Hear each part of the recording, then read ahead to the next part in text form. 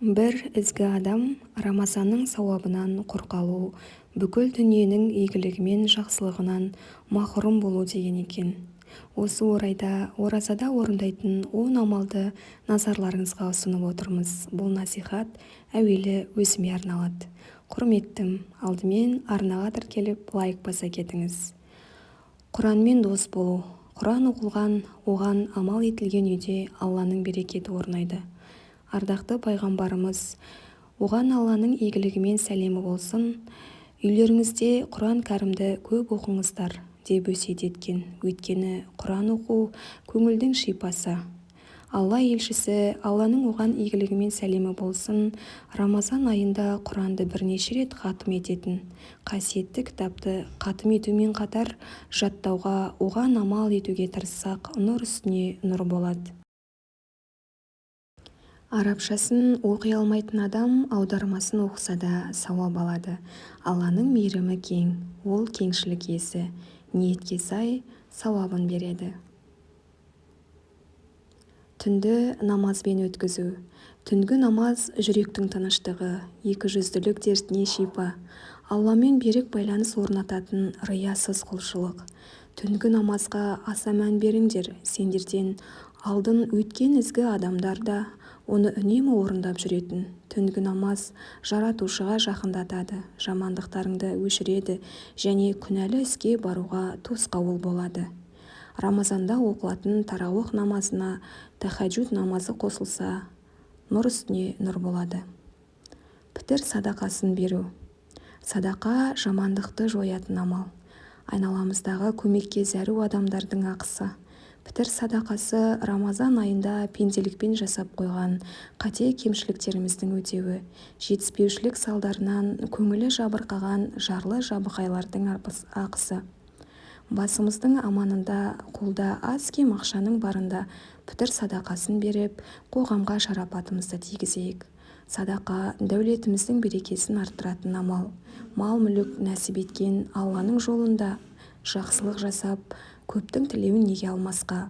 Сендердің араларыңдағы ең жақсыларың адамдарға пайдалы болғандарың. Ауызашар ұйымдастыру. Асылында Құдайы асқа, ауызашарға тамақ тауып жеуі мұң болған жандар шақырылады. Мәселен, 10 адамға ауызашар бергіңіз келді делік. Ауызашарға кететін ақшаны соларға таратып берсеңіз де болады. Алланың қалауымен 10 адамға ауызашар бергеннің сауабын аласыз. Хадисте айтылғандай, мұсылманның ниеті амалынан қайырлы. Ұдайы дұғада болу. Дұға мұсылманның қорғаны. Дұға ғибадаттың мәні. Алла тағала Мүмін сүресінің 60 аятында менен сұраңдар, тілектеріңді қабылдаймын деп уәде еткен. Таңғы және кешкі, жұма және қадір түнінде тағы басқа уақыттарда айтылатын дұғаларға мән беру қажет. Біздің бір басымызға қаншама проблема толып жатыр. Оның сыртында отбасымыз, туған туыстарымыз, дос-жаран мен көршілеріміз үшін екі дүние игілігі тілейтін дұғамыз бар. Рамазан жаратқаннан жарылғау тілейтін ай. Бір-бірімізге дұғада болайық. Истиғфар айтып, салауат жолдау. Біз кейде зіл сөзбен, жағымсыз мінезбен қаншама жанның жүрегін жаралаймыз. Ойдан жүйрік, дүние барма десеңші, санамызға қаншама бұзық ойлар келеді. Алла бізді жаман ойымызға байланысты жазалайтын болса, айтудың өзі қорқынышты. Теріс ой мен ғайбат сөзіміз үшін кешірім сұраудың ең қарапайым үлгісі Алла мені кешірсін деп истиғфар айту. Ардақты пайғамбарымыз Мұхаммедке, оған Алланың салауаты мен сәлемі болсын, салауат айту уайым мен қайғыдан арылтады. Алла елшісіне салауат айтуымыз өзімізге амандық пен береке тілеуіміз. Сөз бен ойдың оразасы адамды тақуалыққа тәрбиелейді. Тамақты тежеу. Тамаққа қатысты насихат айтуға басқа мен лайықты емеспін. Тамақ нәпсіге ең ұнамды дүниенің бірі. Дегенмен Рамазан аз тамақ жеп, көп құлшылық жасауға тәрбиелейтін ай. Расында көп асаған көп ұйықтайды. Көп ұйықтаған көп игіліктен құр қалады. Ауызашар тамаққа тойып алатын сәт емес. Ауру астан деген. Көп жеген артық салмақ жинайды, артық салмақ ауру шақырады.